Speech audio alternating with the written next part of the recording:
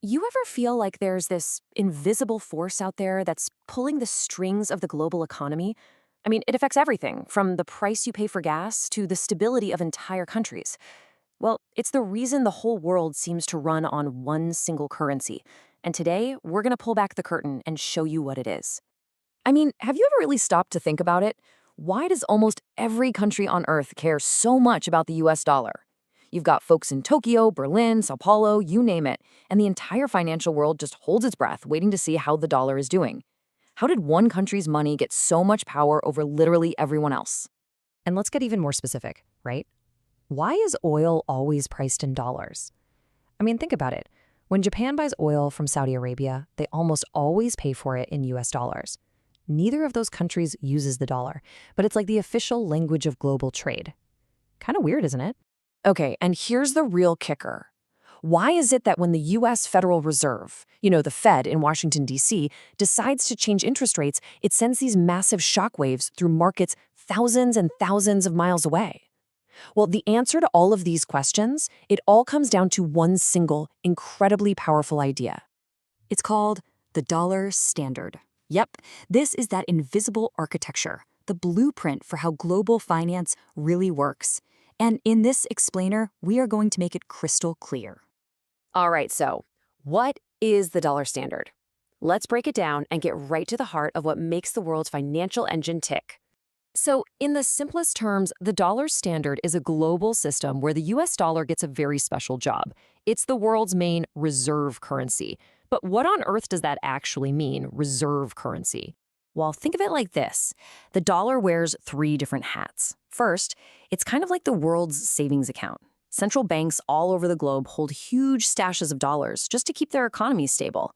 Second, it's the global price tag. You want to buy or sell big stuff like oil or gold, you're probably going to do it in dollars. And third, it's the international loan officer. Most big international loans are given out in US dollars. So here's the bottom line. The dollar isn't just America's money.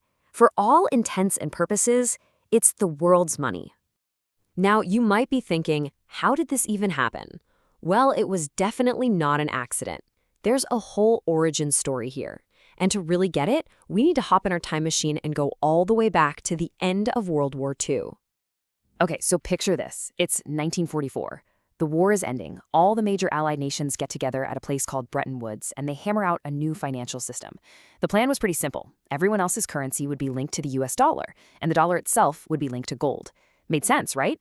The US had the strongest economy by far and held most of the world's gold. But then, fast forward to 1971. The US is facing some serious economic pressure, and it does something nobody saw coming. It completely cuts the dollar's tie to gold. And that's the million-dollar question, isn't it? I mean, if the dollar isn't backed by gold anymore, why didn't the whole house of cards just collapse? Why did the world just shrug and keep on using the dollar anyway? Well, it turns out that even without gold, the dollar was standing on some pretty solid pillars. For one, the US economy was an absolute giant. Two, its financial markets were super deep and easy to get in and out of. They were seen as the safest place in the world to park your money. But the real foundation, the thing holding it all together, was one simple word: trust. The world just trusted the US and its institutions to pay their bills. In a way, that trust became the new gold. Okay, so that's the history. That's how the dollar got to the top of the mountain. But what keeps it there today? Well, there's this really powerful self-perpetuating cycle that's still running. And a huge part of that cycle is something called the petrodollar effect. Just think about it. Oil is basically the lifeblood of the global economy, right? And it's priced in dollars. So if you're a country and you need to buy oil, and pretty much every country does, what do you need first?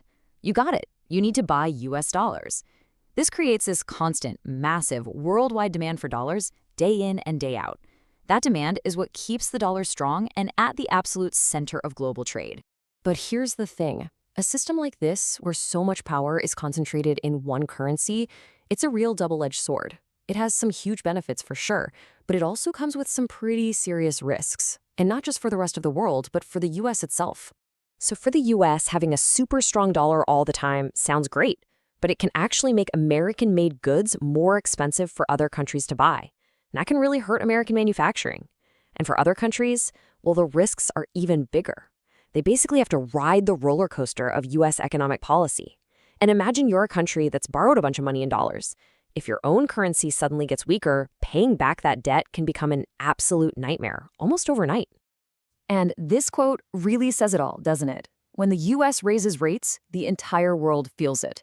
It means a decision made in Washington to deal with a domestic issue like inflation in America can accidentally kick off a massive financial crisis on the other side of the planet. Now, that is what you call influence. So, naturally, all this dependency makes you wonder, is this system gonna last forever?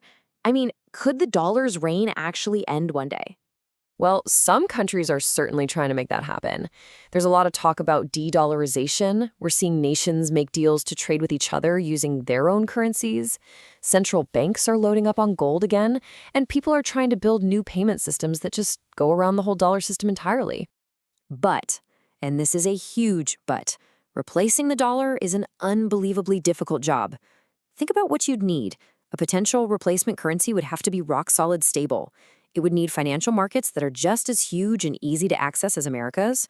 And, there's that word again, it would need to earn the complete and total trust of the entire globe. And honestly, right now, no other currency even comes close to matching that scale. Not the euro, not the Chinese yuan, not anything else. They just don't have the whole package. So, to wrap our heads around this, let's go back to that simple idea. Think of the global economy as one giant marketplace. And in this marketplace, for all the biggest, most important transactions, pretty much everyone has just agreed to use one currency to make things easier. And that currency is the dollar. So let's put it all together. The dollar standard is the system that makes the US dollar the bedrock of the world's finances. It gives the US an incredible amount of power, and it does create a certain kind of stability for everyone. But that stability comes with a price tag, dependency. And that really leaves us with a big question, doesn't it? The dollar standard creates both stability and dependency. So we have to ask ourselves, is the price of one worth the other? That's the real puzzle for the future of the global economy.